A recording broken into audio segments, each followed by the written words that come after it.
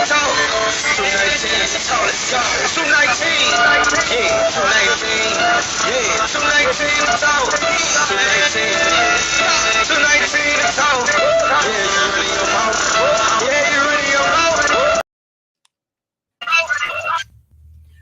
right, y'all. Welcome to 219 to Talk with none other than JD the Barber. And who else is that? Onus. Yes, ma'am. Hey, Onus, how you doing, darling? I'm doing good. How has y'all's week been? Oh, it was all right. It was all right. Yeah, it was okay, all right. We can't see you, Onus. Yeah. Oh, there you are. Hey, yeah, there we go. We getting there. Can you see me now? We can see you now.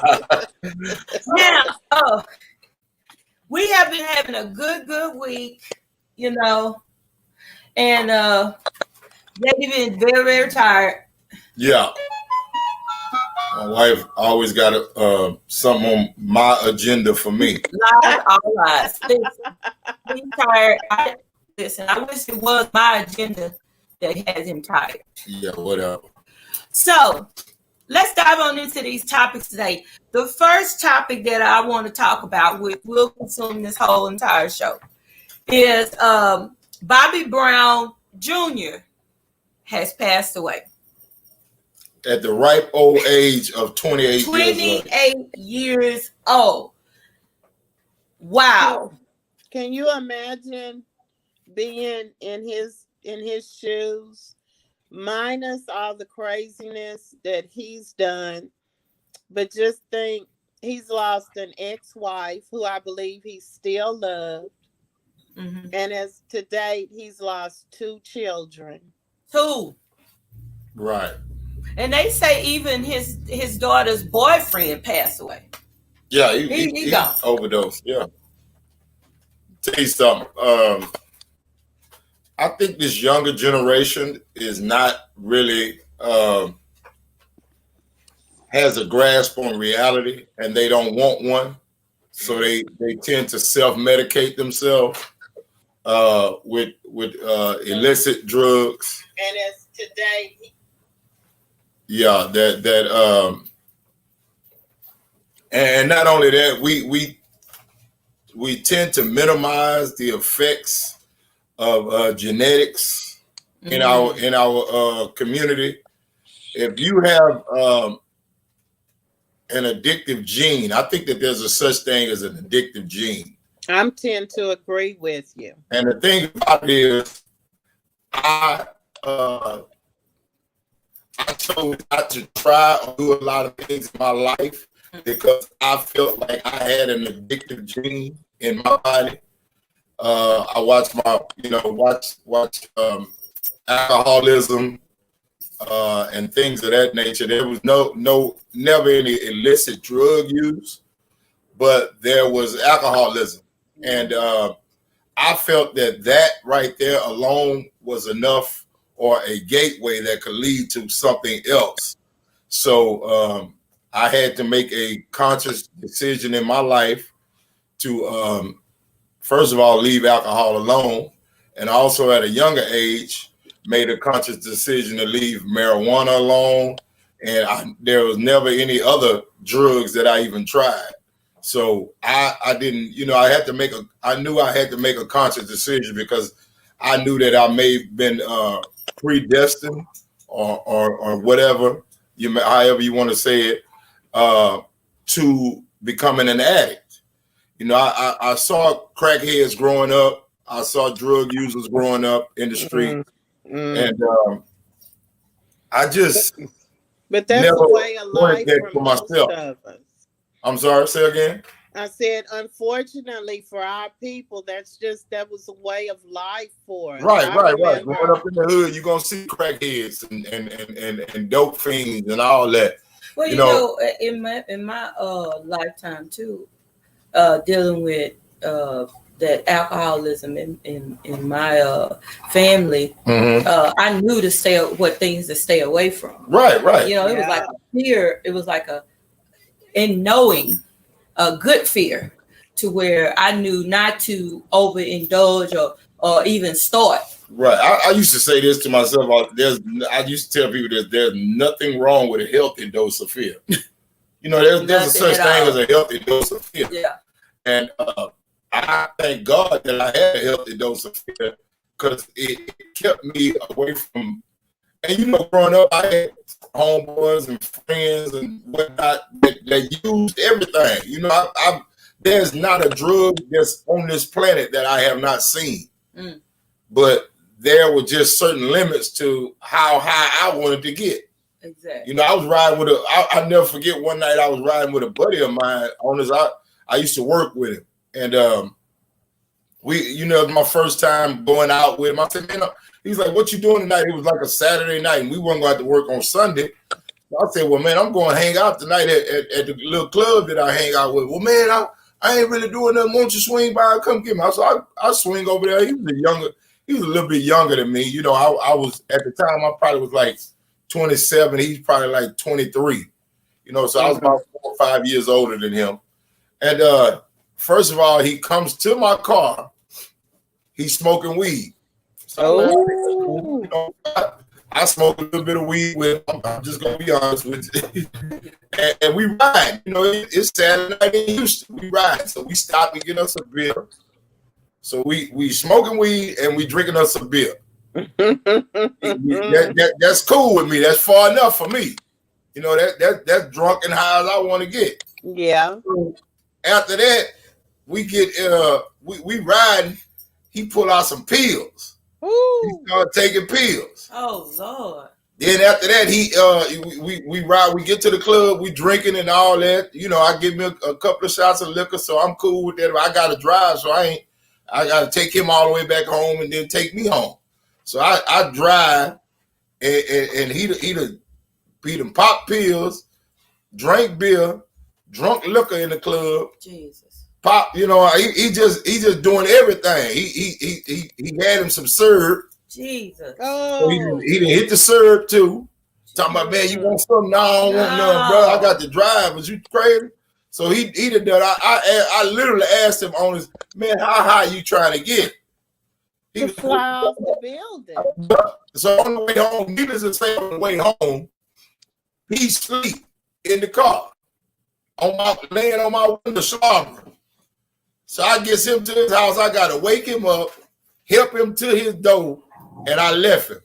I said, man, look here, I don't understand why you gotta get that high. I cannot look. I don't understand how you even enjoy being that high. Exactly. Because let me tell you something. I've gotten so high on weed before I started crying. Because I wanted not to be that high no more. What you crying for? But you got to sit there and wait till it wear off. I was like, man, and that was one of the deciding factors in me leaving marijuana alone. I was like, man, what is this? You know, I had smoked break. I didn't know what that was. I was like, man, look here. And they, let me tell you something. They got so many designer and exotic drugs out now that I hear these kids talking about popping mollies and handlebars and a little bit of this, a little bit of that. I said, man, look here, them cocktails gonna lead to your death. Yeah. You know, kids don't understand that them cocktails and drugs, and they got so much stuff on these streets. They got some guys out here who are real live street pharmacists. Oh yeah. But this they can fill any prescription you want. Anything you want, they can get it for you. And if not, they'll make it up in their living room. Yes, they will. But this is the question. Uh-huh. What are you running from? Yeah. Reality. So why I say there's a lot of people in life who are not coping, don't have. That's why I tell people about teaching your children coping skills. You know, you have to let them go through some things at a young age and teach them that there's going to be adversity in life. Let me tell you something. There is nobody living that doesn't have some type of adversity in their life. You know, and many times these kids think that life is lollipops and candy canes, and it's not. You know, you have to teach them that there's going to be adversity. You have to have coping skills and learn to get over it and learn how to deal with your day-to-day problems. See, a lot of them are doing it as an escape route, but it's sending them on a mean route. Yeah, and the thing that gets me about this whole situation is how people will see people on drugs and see the destruction that it causes for another person's life, and then have in their head, it won't happen to me. Exactly. You know, like I can try it, I can do it. I got a stronger constitution than somebody. You know, I'm different. I'm stronger than them. I'm a or this one here. I'm a functioning. Yeah. I see many of those in my family and around that function, and I can get up, I can go to work, had good jobs, smart people, almost geniuses. I had sisters, brothers, you know, all of it, you know, made good money. But, you know, on the weekend, they were a totally different person. And that was my question. What are you running from? Good job, good lifestyle. But it's something on the inside. Right, there you go. That I feel like anybody with a true addiction that plans an escape, they plan their escape. Yeah. When a person, what do they call it? Backslides in their mind as far as drugs and alcohol or whatever. It is planned. It happens in the mind before the body actually follows. They call it having triggers. What triggers that?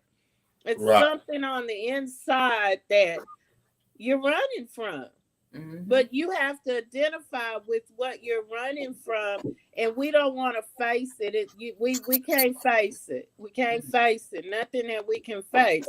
And I hear you when you say we have to teach our children that it's going to be adversity. But one thing that I'm so grateful for in my life is that I have a support system.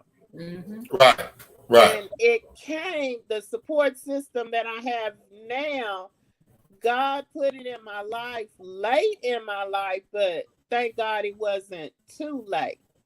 Exactly.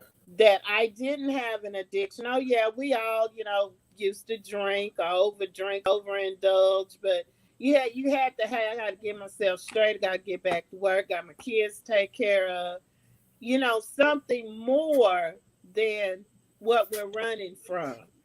And getting back to Bobby, I just can't imagine how that man, is he taking a look at his life? What happened? What happened here? What went wrong? Yeah. 2 kids and a wife. Like I said, I believe he still loved her. But you have lost 2 kids. His daughter 1 year after Whitney, and now a son. What has it been, 2-3 years maybe? Yeah. Well, the thing about it is that sometimes some people can't handle fame. You know, some people can't handle that lifestyle that comes with Hollywood and all the money and getting and having money at an early age. I always say that you can have just enough money to kill yourself with. You know, some people look at not only just drugs, but anything. Look at the Kennedy family. How many of them have died early because of the money and the stature that came with that last name of Kennedy? You know, you almost think that there was a curse on that family. Rockefeller. The only one that actually got old was Ted. You know, Ted Kennedy. He was the only one out of all of the famous Kennedys that got old. The rest of them died early. Don't forget the Rockefellers. Right, exactly. And all of, like I said, those are certain names and statuses in our society with a bunch of money. And that's why I tell people all the time, you have to be careful what you ask for, because some of us think that if we got a lot of money, we won't have any problems. Can it buy you happiness? You know, I think Biggie said it best: more money, more problems. More problems. So, you know, you have to understand that money is not gonna end all and be all for you. You can't have that in your life as your quick fix. Because go ahead. I'm sorry. I think too that it's an imbalance in households too. Like when we're coming up, you had a lot of people. You got to get a job. Make sure you get a job. It's a lot of areas that don't get covered, especially in the Black household. We don't talk about mental health. When I was coming up, I heard a lot of, you ain't got no problems. You don't have no issues. You ain't, you know what I'm saying? Oh, they minimize. Yeah, they minimize what a child maybe was experiencing at school. Yeah, what they may be how you stressed out. You ain't got no issues, but the child may have been bullied. So we were not taught in our households how to deal with, like we go back to conflict resolution, how to deal with, like you say, disappointments in life. Because you come home to my house, I tell to my mama's house, trying to tell her that somebody rejected you and all this kind of stuff. She's not going to teach you nothing. Well, they always put kids in their so-called place, but they didn't realize that those kids you done put in their place and told them they don't have no voice, or they can't make no decisions, or they don't know what they talking about. They grow into grown people. They do. That's interesting that you bring that up, because I think you're absolutely right. Because in our Black households, we don't tend to deal with psychological development in the household. We tend to, like you say, tell the child, look, how you got problems? You ain't paying no bills. That baby may not be paying any bills. Come on. But like you said, that baby may be getting bullied at school and doesn't know how to deal with it. Our question is, you getting bullied at school, will fight back. Yeah. There's sometimes the child doesn't understand how to fight back. But then you got psychologically that's not gonna fight back, because they get put out of school. Their mama gonna beat them when they go home. Exactly. I thinking about Bobby Brown and his daughter that passed away, right? Right. You imagine when her mother passed away, the tabloids, them talking about drugs. Nobody ever stopped to consider what they were saying about this child's mother. Right. Nobody. Everybody was talking. They had all kind of memes out. They had all kinds of stuff, going on. And I don't think that anybody really truly tended to her mental health. Right. They did. They were trying to see how much she was worth. Yeah. Right. Wow. Well, that is truly a tragedy, I think, in our Black households that we don't deal with. Yeah. And when we need to. Yeah. But we just don't. And I think that problem is systematic in our community, because we don't, like you said, we don't look at mental health as a disease like it really is. Mental health is very, very important to your development in life, your course in life, and to getting the help that you need. Right. It's but see, the thing is, there's a stigma attached to to seeking mental health and our mental health help in our community. We look at you seeing a psychiatrist, you crazy. You dealing with your psychiatric problems. Crazy. Our famous phrase in the Black community. Oh, he's slow. Oh, that baby tough. And who wants that to be said about them? I think about, even when we talk about our men and our women, they get into these relationships, and that man is just, because I've learned about, and I think it's an explosive disorder. It's another word, something like that. But anyway, impulsive explosive disorder. Right. It's where a person can be doing fine for months, and then all of a sudden they click, and then some triggers it. Right? Yeah. Acting a fool. Now, could you imagine how many Black men and on JD's Man Cave? For those of y'all that are listening, they're going to be talking about domestic violence this Saturday. So make sure you tune in. It's a lot of Black men that were dealing with mental health issues, and they were in those households with those families. With their families, and they were dealing with those type of disorders. You get what I'm saying? They were dealing with that type of imbalance. You know, they call it a chemical imbalance in the brain. Right. But nobody, like we said, in the Black household, we ain't got time for that. We ain't got time to sit back and figure out what's going on with you. You know, it's funny that you bring that up, because I'm gonna tell you this here. As a barber, you have to be a psychiatrist, a sociologist. You have to be a little bit of everything dealing with. And let me tell you something. I have literally had guys sit in my chair. I have to turn them around and look at them. Like, man, this man crazy as hell for real. You know, and the thing is, you just sit there, because I'm gonna tell you something. In a barbershop, and I know it happens in the beauty shop, but you have some conversations in those shops that are never heard on the streets. Are never heard in households. You know, men will come and talk to their barber about some things that they will never ever speak to their friends about. They won't talk to their wives about. They won't talk to anybody in their family about. But they'll sit there and expose themselves on a different level in a barbershop. You know, and it's amazing to me who some of the friendships that have been nurtured, and some of the you know, the bonds that have been nurtured in a barbershop with some of the guys that I used to deal with. And I just think that, you know, it doesn't. Let me tell you something about crazy. It has no age on it. It sure does not. You have some crazy.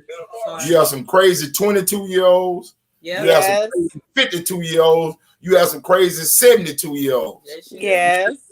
So there is no age limit on crazy, and it will afflict you at any point in your life. And if you don't get some help for it, it'll stay with you. Yes, it will. You know, so I commend or I would like to express that if you feel like you're having any type of mental issues out there in our community, that you seek the help that you need, because it's out there for you, and you need to make the detachment of the dark stigma on the seeking mental health.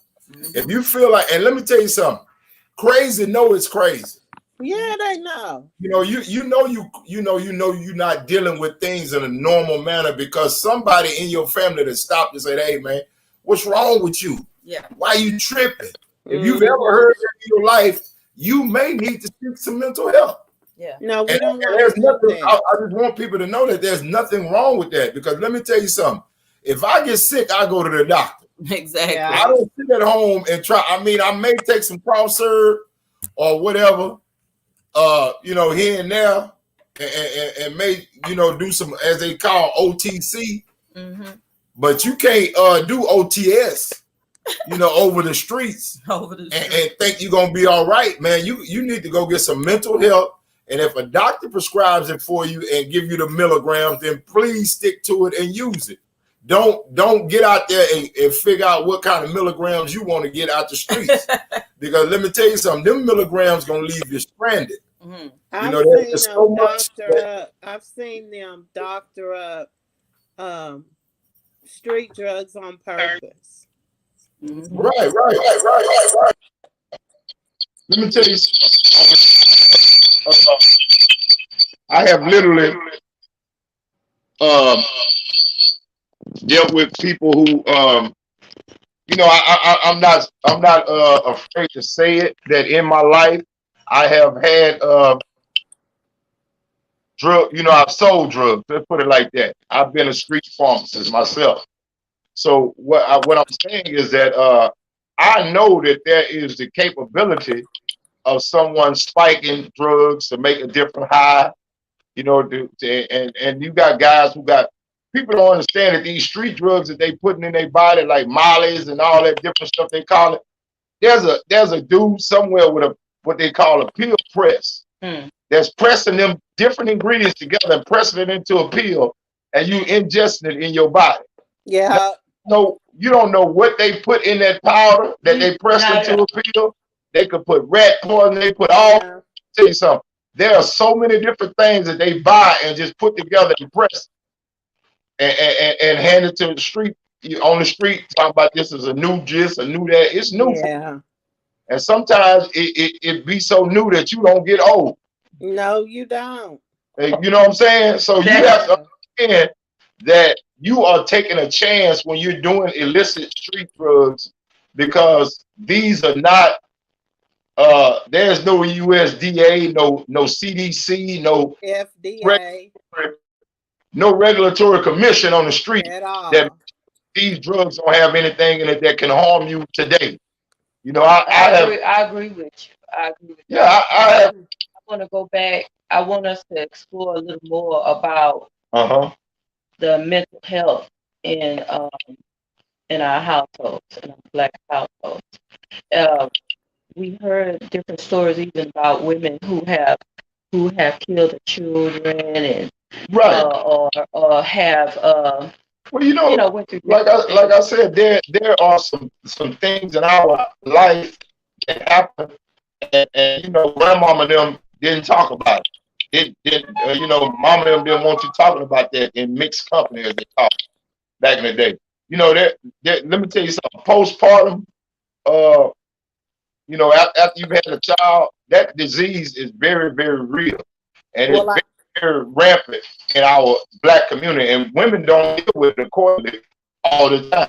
You were saying something on it?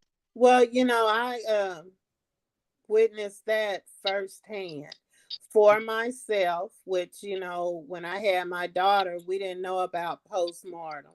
But when my daughter had, you know, my grandson, basically both her kids, you go through so much prior to having that child.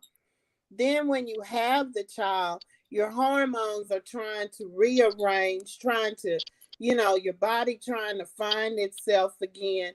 And it's just a severe point of, I gotta take care of this screaming new life in addition to myself, put a smile on my face like I'm happy I brought life into the world, when right now I'm just trying to find me again. Who am I inside of all? Nobody pays attention to you. Everybody oohing and cooing over the baby. So they totally don't see you and what you're going through. And then when things, you know, snap, you know, if you're married, you got a husband, you got to take care of husband, you got to take care of house, you got, you know, pay bills, they expect you to be, okay, poop this baby out and go back to like you were. No, things have changed. Things have changed. They're not the same. And you think of the women, like my mother had 9 children. Oh my God. I know a lady had 14. My brother-in-law, he's 18. He's number 18 out of 18 children. What were these women going through, you know, every time they had a baby, and you still got ones running around in diapers that nobody sees you. Yeah. Nobody sees you. And everybody's talking. And everybody's talking. And nobody knows what you're going through. And that's one of the things too that I pray that we start turning around, because we say so much negative stuff about each other. Right. Yes. Instead of lending a hand. Exactly. You know. Well, the thing is, people, like what you were talking about on this, is that we don't realize the different levels of depression that people go through in life, because they're in different stages of your life. You will see depression pop up in yourself. Yes, you will. Yes, you will. If you don't have coping skills or knowledge of the signs of depression, you will sit there and wallow in it. Mm-hmm. You know, rather than do some things. Like myself personally, I have bouts of depression, but I have no problem, expressing that to a doctor. You know, I take a medication. I'm not scared to tell people I take a medication for depression to help myself on a day-to-day. I take it religiously, but I know that I have bouts with it. You know, and I see a lot of other people in my life, in my circle, that have bouts with it, but they're not dealing with it well. and they just, and I will try to talk to them, and some, like I said, some people will get upset if you bring it up to them. Oh yeah, they'll fight you. We need to understand that there's no problem with you having depression, brother or sister. You need to deal with that. And there are ways to deal with it. Like I said, they 20 milligrams a day helps me deal with my depression. I'm not scared to say it. But it has to be a point where you have more of a need to take care of yourself than a fear of people finding something out about you. You see what I'm saying? Because but check this out. In dealing with this depression,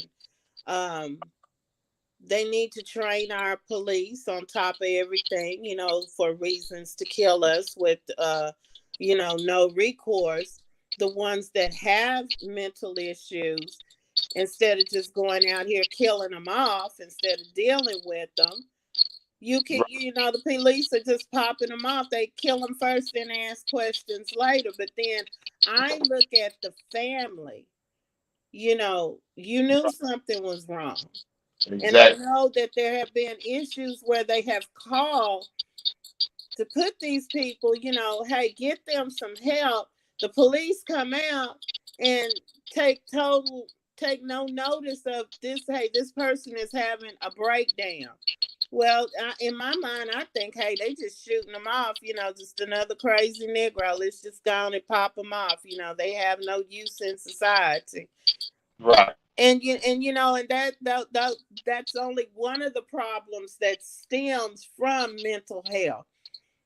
Domestic violence, child abuse. Right. Exactly. Sexual abuse. This, this cutting thing where they set up and cut themselves because they don't feel like they're worthy, and just low self-esteem, and getting into these crazy relationships, drug abuse, alcoholism. It's just it's like a spider that just its tentacles just are far-reaching. Right. Because nobody wants to deal with it, because nobody wants to be labeled as special. They special. Well, I'm special. I don't have no problem. I'm special for a reason. I'm a child of God, and I don't do things like other people. Other people can't do what I can do. So I know I'm special, but that's special in a different way I'm talking about. But the thing is, it's funny that you would mention that, because I tell people this all the time. Don't call the police, because the police going to do what police do. Kill people. Police are undertrained to deal with mental health issues. That's why when you have a cousin, a brother, a sister, a family member who has mental health issues, you need to take them somewhere who they're trained, designed, and specified to deal with mental health issues. Don't wait until they even snapped and went crazy. They get out of hand because they stop taking their medication a lot of times, and the people don't know. Right. Well, I feel like this, I think when somebody in the family is dealing with mental illness, I think that everybody needs to be trained on how to do it. It needs to be a family thing. But like I say, so we got this thing where we say, that's your problem, not my problem. And instead of doing that, we need to rally around that person as a unit and get the training that we need, right, to be able to help when that time comes, so we don't have to call the police. You want to deal with that before Lil Jimmy is in there with the butcher knife, got the whole family hostage in the room, and you got to call the police. So when the police get there, they not gonna worry about Lil Jimmy ain't taking his meds. Yeah, they gonna shoot first. Yeah, Lil Jimmy have been to 4 different psychiatrists and all that. And they might try to tase Lil Jimmy first, but if Lil Jimmy crazy as you really think he is, Lil Jimmy gonna walk through that taser, and the next thing he getting is a bullet. Yeah. That's just how the police function. But see, we have to understand that the police is not a cure-all system for crazy. You should this baby way before it got to this point.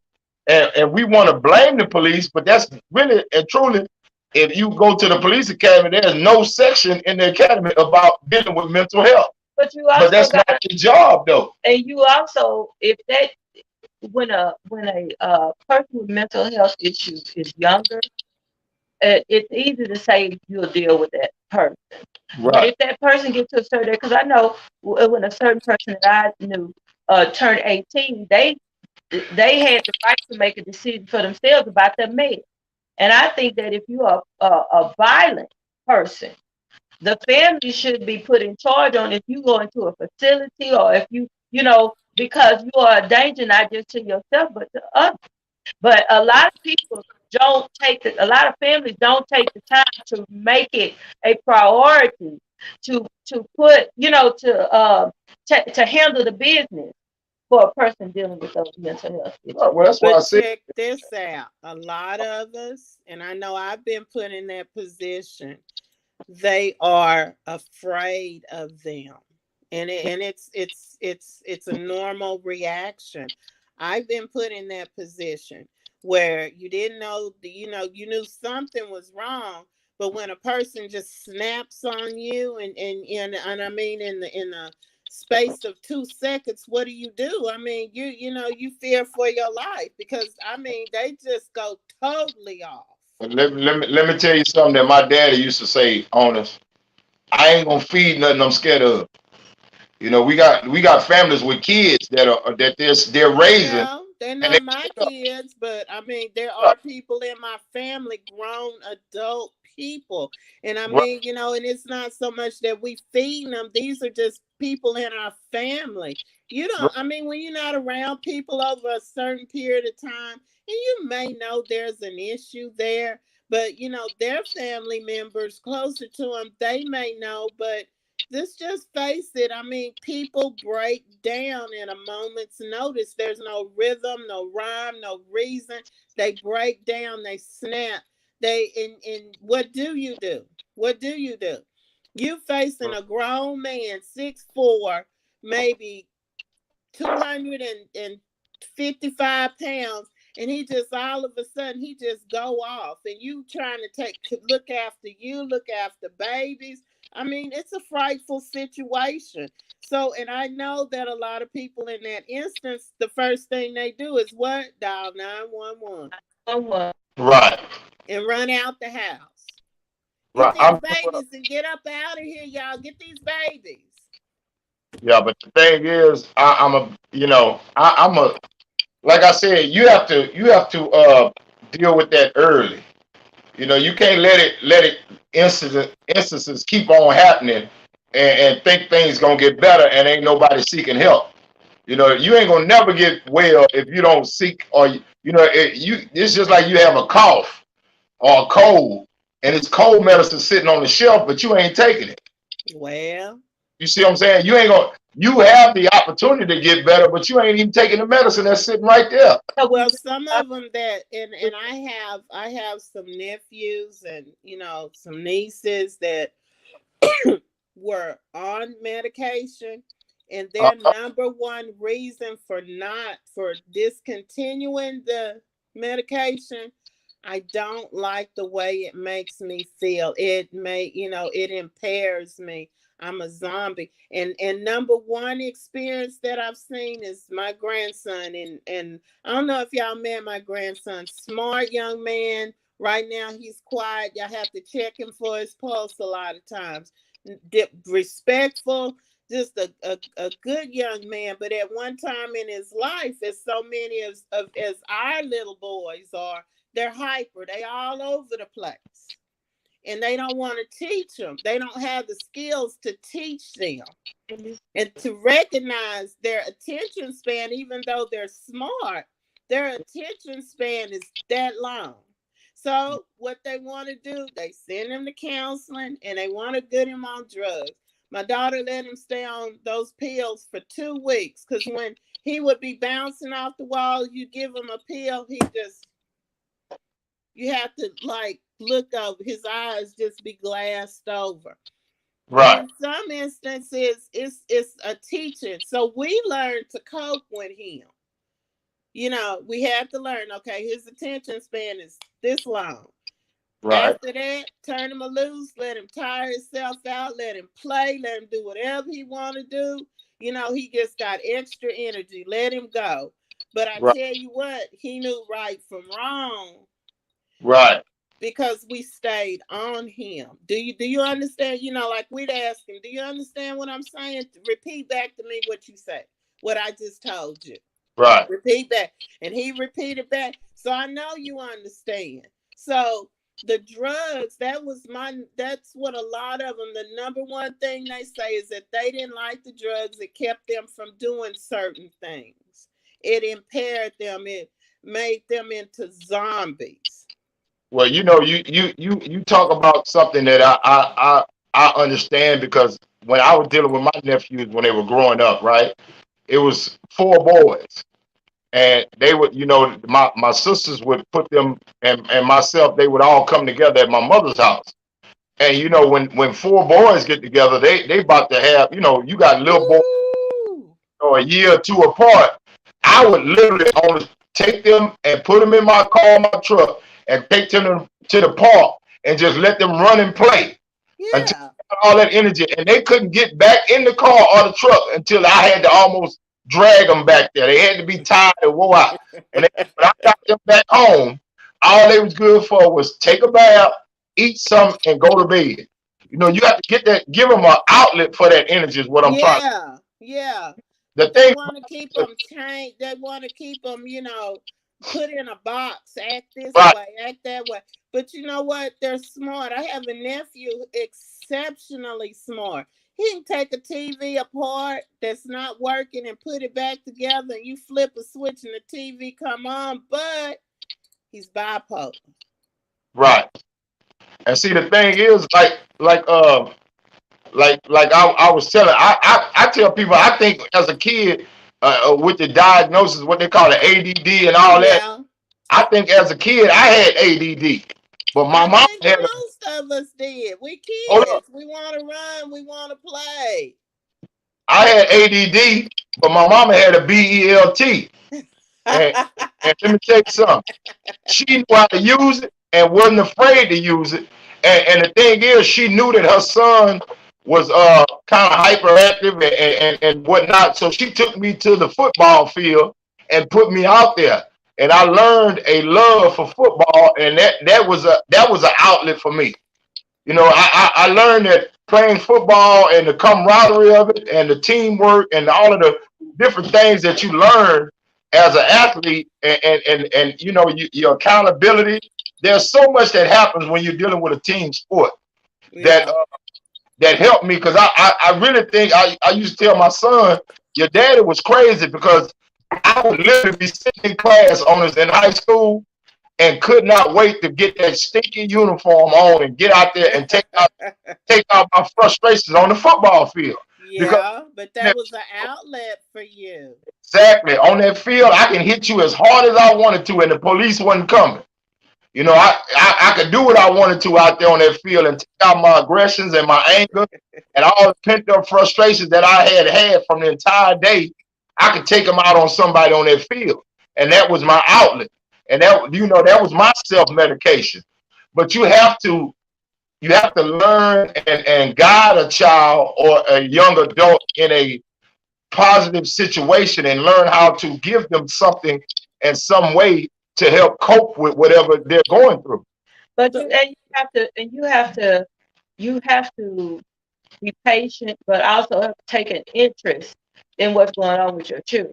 That's Right. true. A lot of parents don't have time for their children. Exactly. And this pandemic has forced them. It's sad to say it, but it has Yeah. forced them to pay attention Yeah. to children And deal with it. and deal with it. Right. Yeah.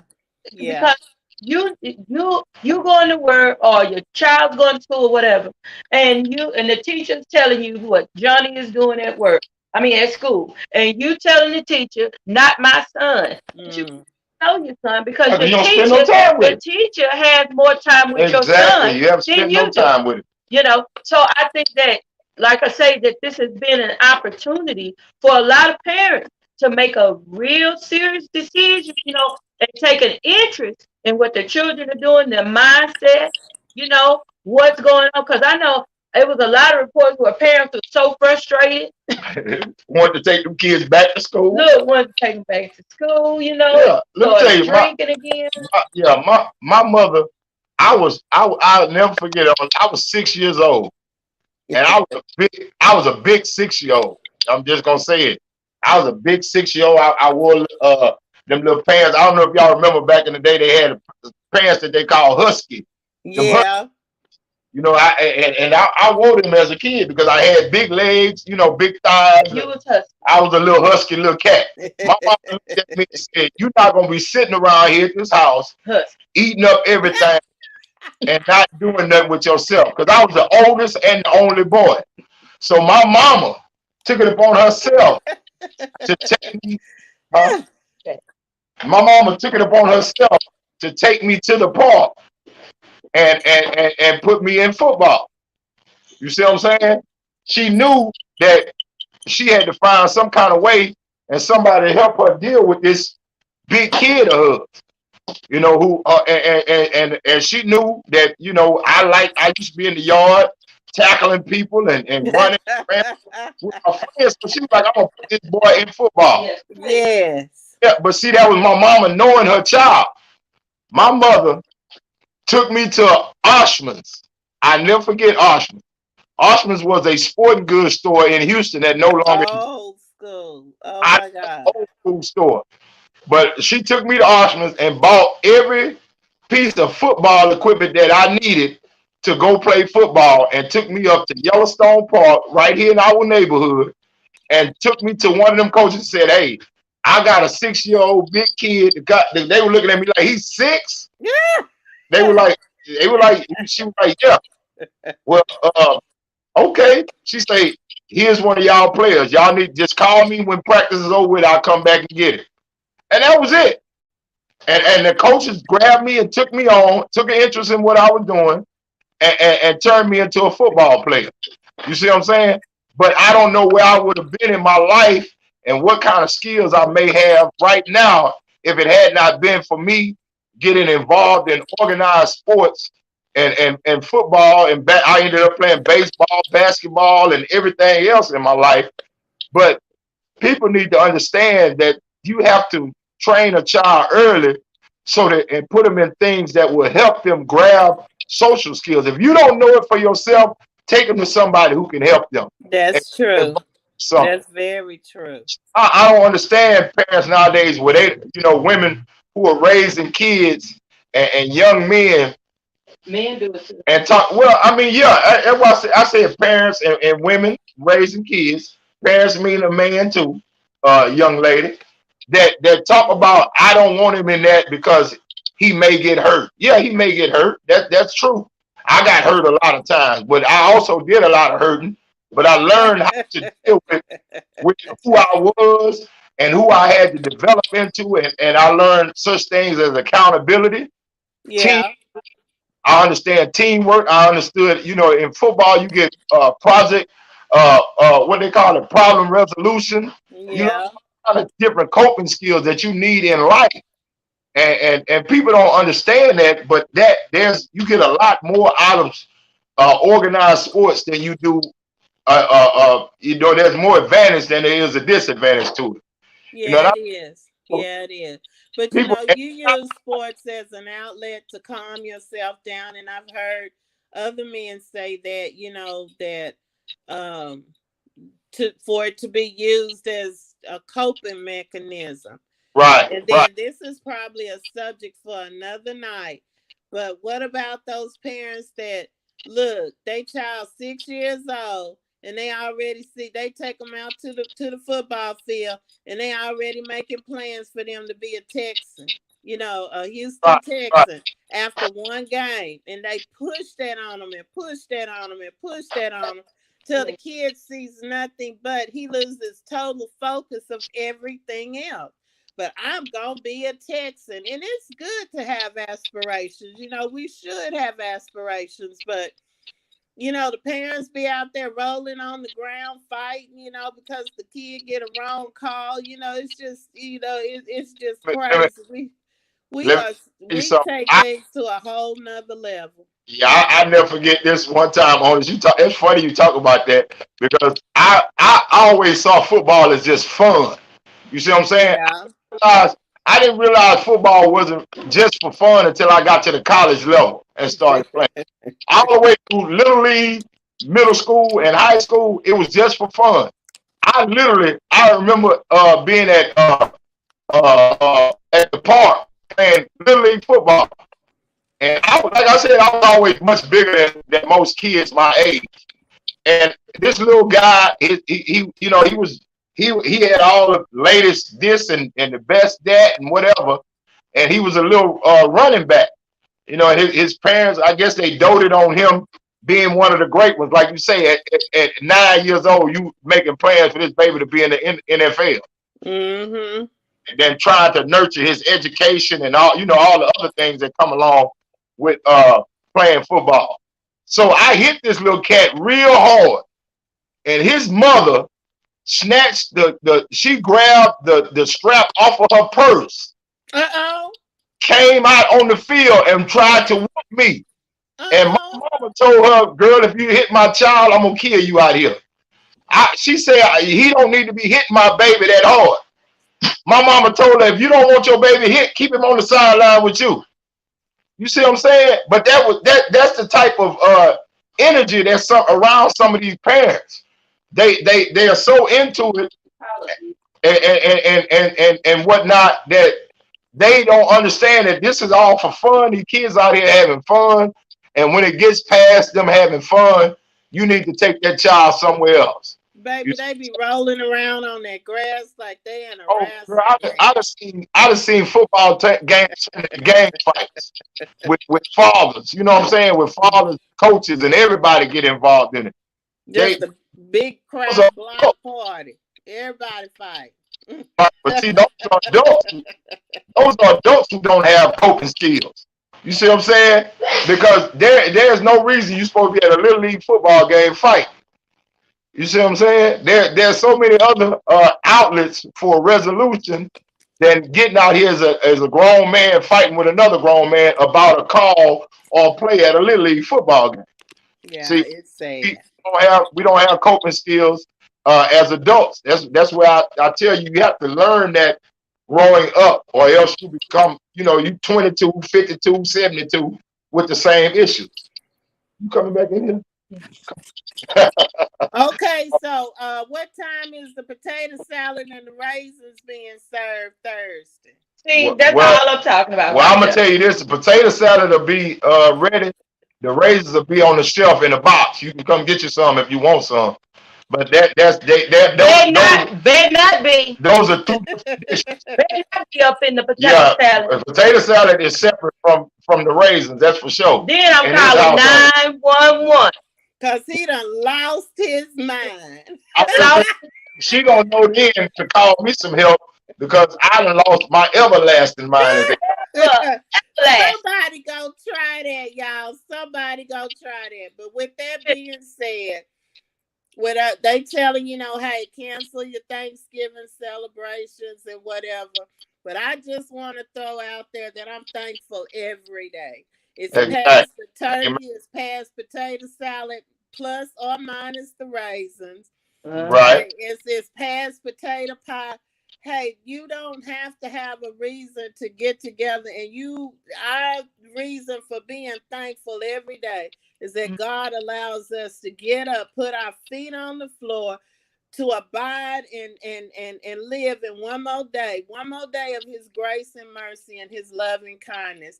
And I just want to say to you too that I'm thankful to y'all. I love you. I think the world of you.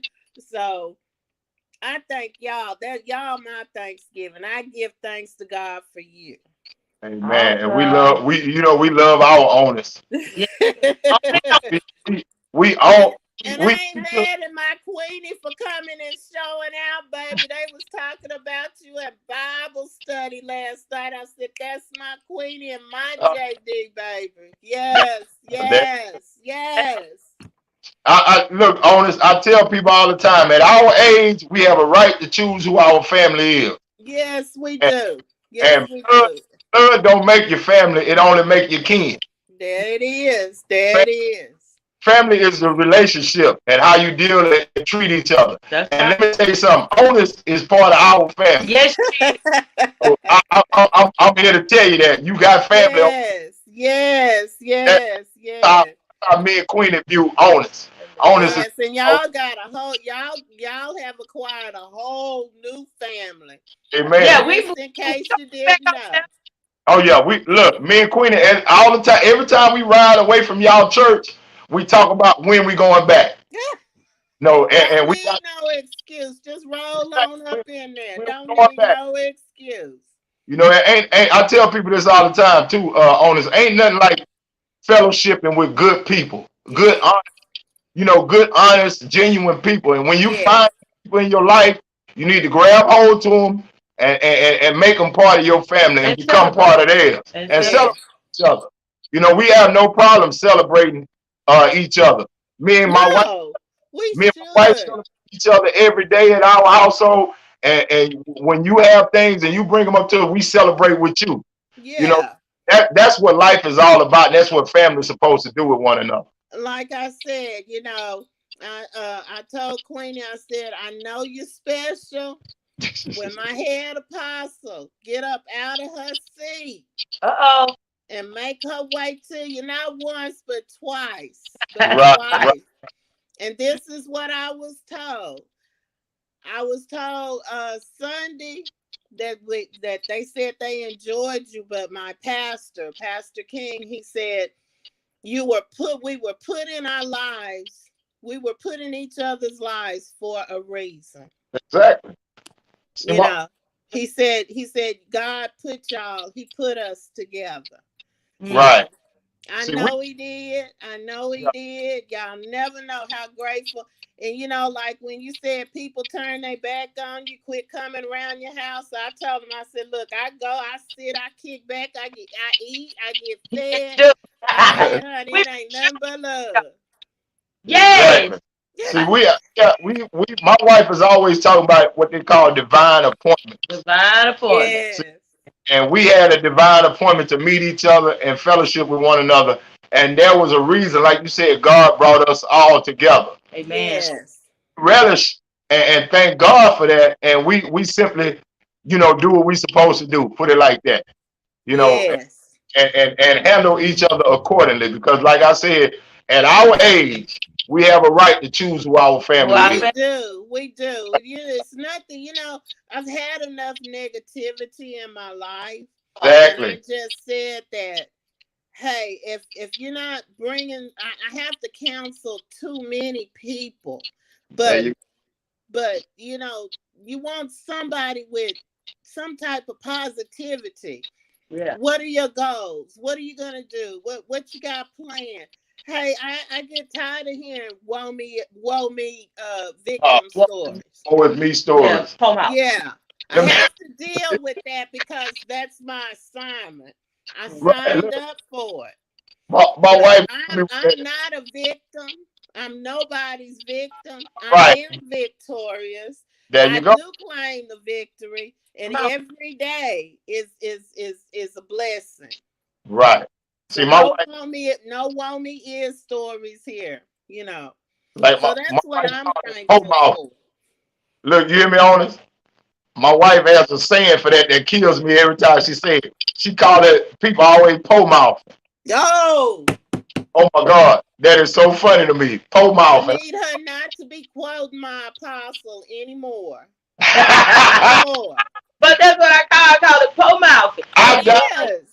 People get you can't do anything. You can't plan anything. Oh, I would, but I could, but I might, but let's see, let's wait. No, we're gonna do this. I don't know how when I say it, but we're gonna do it. Right. And let me tell you another thing too, on this. Me and my wife, we talked about this. Now we've been together for a while. I told my wife, I said, let me tell you something. I got some cousins that's blood relatives that you've never met. I said, the beautiful thing about it is you ain't gonna never meet them. And the thing is, I tell my wife, I say, it's some people in this world I don't mess with riding or walking.